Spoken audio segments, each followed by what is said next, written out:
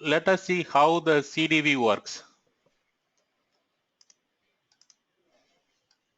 Okay, so this is the typical thing we will be having. Like we have a source database here. When I say source, it may be a actual production data copy data, or even a copy of the production data which needs to be copied into the applications.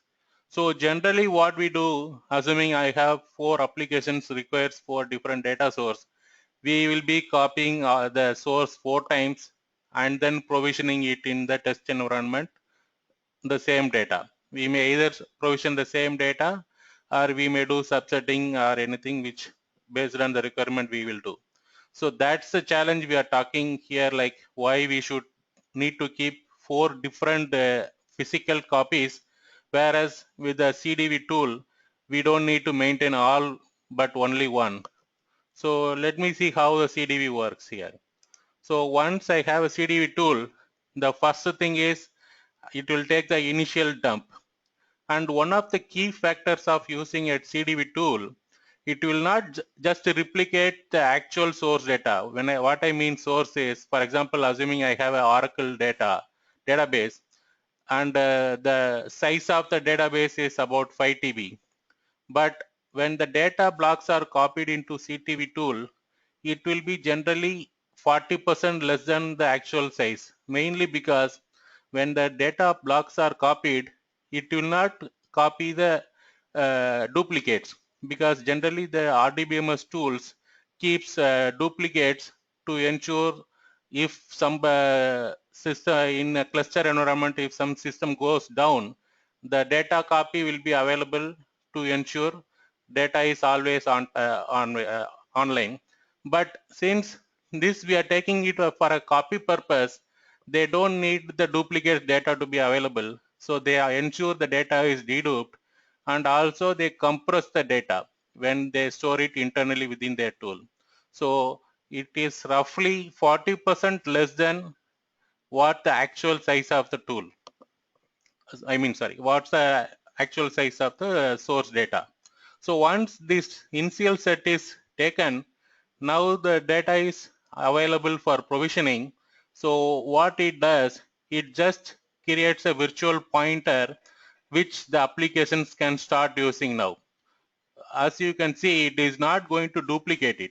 So the data provisioning can be done within a minute, because it's not actually creating any physical copy. It's just creating a pointer which the applications can use, and from an application point of view, it will look like a physical copy. And apart from initial load, we can also define our SLAs for an incremental data update. When I say SLA, it can be like, okay, I want to refresh the data every 1 minute or 1 second, or even it can be hours or days. Based on the requirement, we can initially do the incremental load.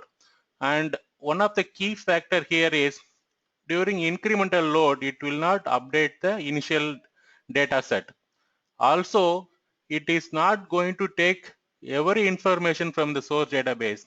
It will only take the blocks which are changed from the initial version or the previous version, I would say, because when we are having multiple incremental loads, like after T1, when the T2 comes, it will actually take changes which happened after T1.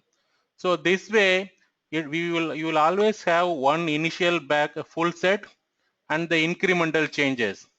Now, when you want to have a new version of the current data block, how the tool will do is, it will take all the blocks from CTV, the initial data block set, as well as it will take the data block set from T1 where only the changes are there. Now, if any block is updated in the initial set, it will ignore that data set and it will take the T1 data set. So this way, you can say whatever data needs to be provisioned, it just creates a pointer and provision it. So no additional data set needs to be copied for every application.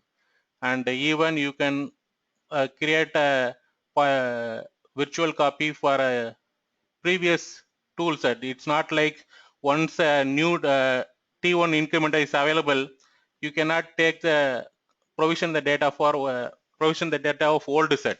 You can provision the data set of any timestamp like T2, Tn. We can, based on the requirement, we can make all the provision all the data set available based on the requirement. Now the important question is, all these are virtual pointers only.